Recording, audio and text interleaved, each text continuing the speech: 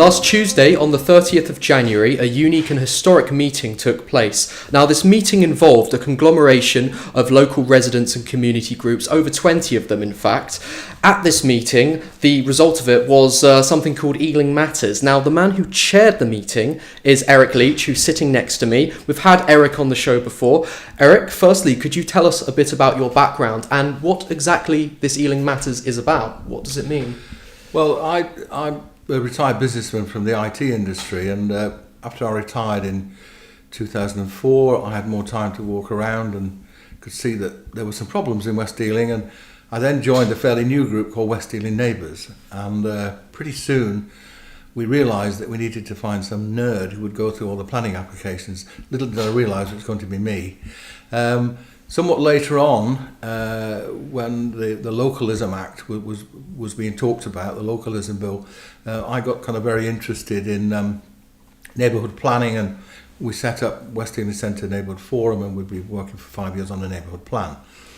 I also was involved with a lot of other people in forming Save Ealing Centre, which is an alliance of 26 community and residents groups. So it's really on the back of what we've learned from all that it became apparent throughout Ealing that people had common problems.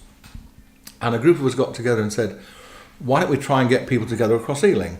And we sent them all, we built a survey monkey and sent out and said, what are your biggest problems?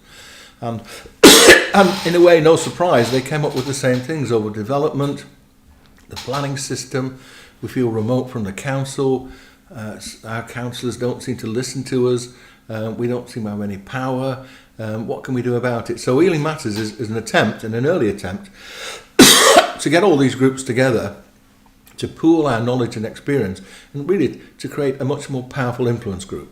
Well, you've spoken about some of the problems already. How do you firstly envisage this group actually growing and indeed succeeding? But secondly, in regards to the problems that you've just listed there, which ones would you deem to be priorities for this group to address? Well, a lot of the groups talked about the way that the council seems to be very close to property developers, and that property developers seem to get everything that they want.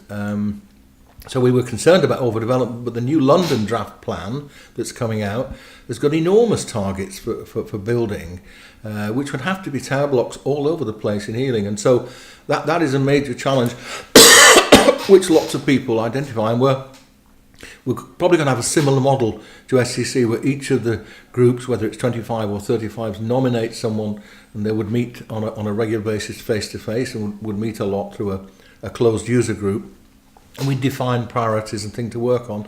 And where there was a very large threat in some part of Ealing, we could marshal a lot of resources, not only in that area, whether it was Acton or Southall, we could bring in people from the rest of Ealing to work on that one particular problem. And some of these problems are generic. You know, how do we deal with this aspect of dense development, too tall development, no infrastructure planning? So we're trying to get the best of people's knowledge and aim it at the most crucial point at any point in time.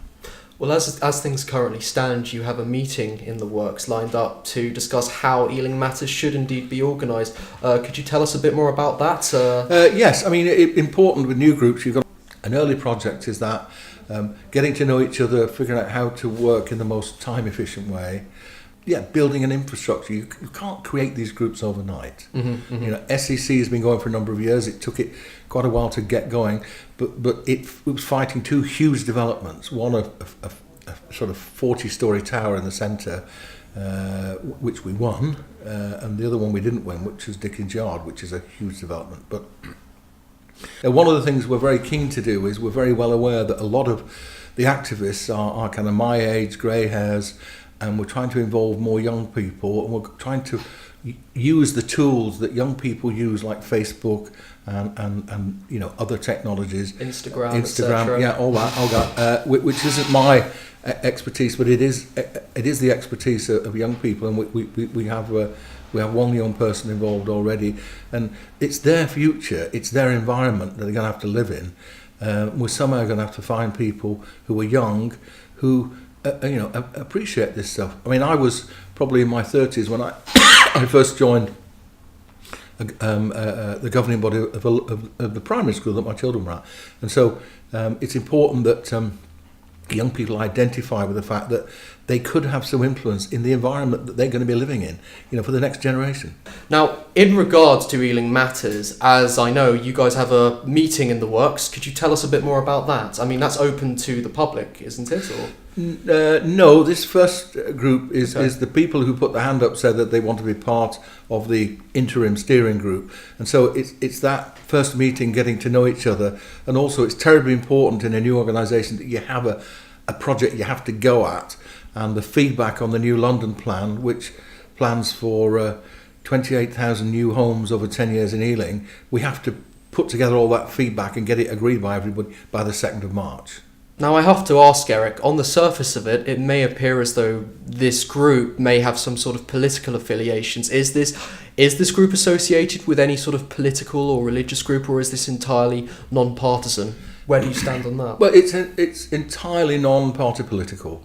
I know some people are members of the Labour Party. I know some people are members of the Green Party, Conservative Party, but this is non-political. This is non-political, and it's important that we feel that one of the reasons why the council has so much power is that a lot of the power seems to be vested in the officers and not in the elected councillors. So irrespective of the elected councillors, we feel it's the senior officers that we really need to influence. Now, usually, Eric, I try to at least maintain impartial for these interviews, as you know, but in this circumstance, I have to differ from that. I have to say that we at Exposure Box are fully supportive of what you're doing. You are not affiliated, as you've mentioned, with any political parties, and as far as I can tell, this is quite sincerely about helping all people from Ealing, from all walks of life, and for that, I must commend you. For those of you back home who are interested in getting involved, please, we really want to hear what you've got to say. So sound off in our comments section. Equally, go to our forums, get involved in the discussion there. This could be something that turns out to be very big, and we're really hoping, to be quite frank, that Ealing Council takes this on board as soon as possible. So as mentioned, check out our website. Don't forget to subscribe. Otherwise, I'm James Challoner. Thanks for watching.